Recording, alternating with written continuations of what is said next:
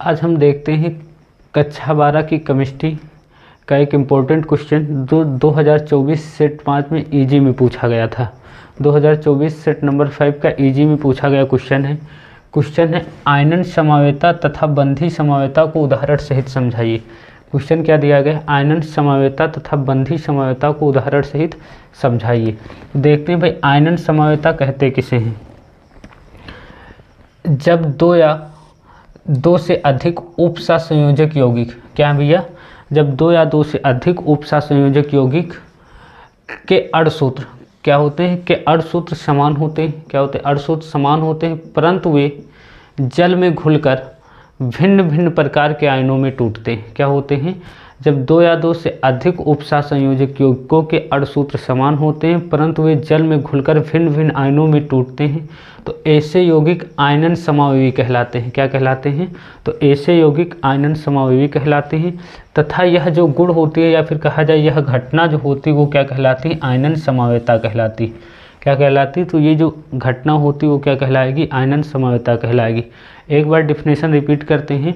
जब दो या दो से अधिक उपसंयोजक यौगिक के अणसूत्र समान होते हैं, परंतु उनका जल में घोलने पर वो भिन्न भिन्न आयनों में टूटते हैं, तो ऐसे यौगिक आयनन समावयवी कहलाते हैं। तथा ये जो घटना होती है वो क्या कहलाती? आयनन समवेता कहलाती। जैसे CONH3 का होल 5 SO4Br ये कंपाउंड दिया गया, तथा एक यही कंपाउंड इसका सूत्र द्वारा दिया गया CONH3 का होल 5 Br SO4। इन दोनों को अगर आप जल में घोलोगे तो ये टूटेगा, यहाँ से भी यह टूटेगा ये, और यहाँ से ये ब्रेक होगा। जब ये टूटेगा तो बना लेगा CONH3 का होल 5 SO4,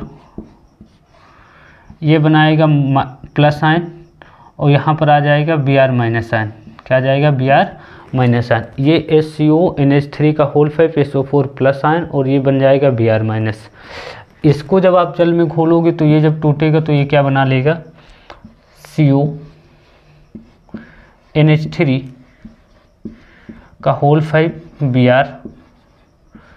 ये जब टूटेगा तो इसके ऊपर आ जाएगा +2 चार्ज, और जो SO4 होगा इसके ऊपर चार्ज आ जाएगा भैया SO4 2 माइनस चार्ज। तो इनका जल अपघटन करने पर, या जल अपघटित करोगे तो जल में घोलोगे तो ये आयन प्राप्त होगा, इसका जल में घोलोगे तो ये आयन प्राप्त होंगे। परंतु इनके क्या हो रहे हैं? संरचना सूत्र समान हो रहे हैं, लेकिन इनके जल में तोड़ने पर आयन क्या हो रहे हैं? भिन्न भिन्न प्राप्त हो रहे हैं। तो ऐसे यौगिक जो होंगे वो क्या कहलाएंगे? आयनन समावयवी कहलाएंगे। और ये जो घटना होगी वो क्या कहलाएगी? आयनन समवेता। अब इसी क्वेश्चन में दूसरा क्वेश्चन दिया गया है, बंधी समवेता किसे कहते हैं भाई?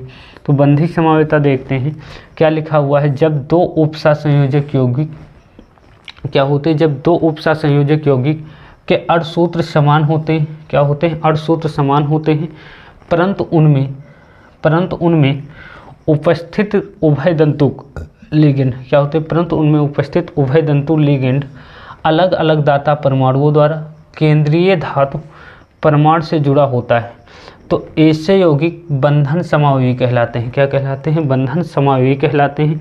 तथा यह जो घटना होती है वो क्या कहलाती है? बंधन समवेता कहलाती है। हम यह शब्द छूट गया है, बंधन या बंधनी क्या होती है? तथा यह जो घटना होती है वो क्या कहलाती है? बंधनी समवेता कहलाती है। क्या होंगी? जब दो उपसंयोजक यौगिक के अणसूत्र समान होते हैं, परंतु उनमें उपस्थित उभयदंतुक लिगेंड अलग अलग दाता परमाणुओं द्वारा केंद्रीय धातु परमाणु से जुड़े होते हैं, तो ऐसे यौगिक बंधन समावयवी कहलाते हैं या बंधनी समावयवी कहलाते हैं। तथा ये जो घटना होती है वो क्या कहलाती है? बंधनी समवेता कहलाती है। जैसे इसमें दिया गया है CONH3 का होल 5 ONOCl या फिर CONH3 का होल 5 NO2Cl।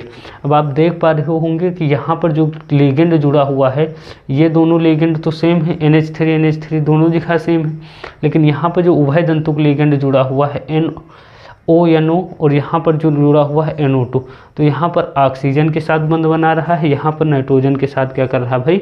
बंध बना रहा है। तो इन दोनों में क्या हो रहे हैं? उभयदंतुक लिगेंड अलग अलग हैं। तो इस प्रकार के जो कंपाउंड होंगे, या फिर कहा जाए इस प्रकार की जो समवेता होगी वो क्या कहलाएगी? बंधनी समवेता कहलाएगी।